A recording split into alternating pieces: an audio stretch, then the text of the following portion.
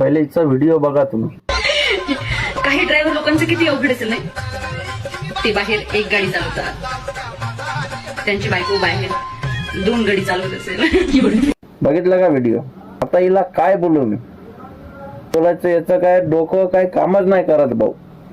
हिला एकच म्हणणे आहे, हे बघ तुला काय बोलू काय नाही, तुझ्या नाव काय ते मला काय माहित नाही, पण असे व्हिडिओ बनवू नको.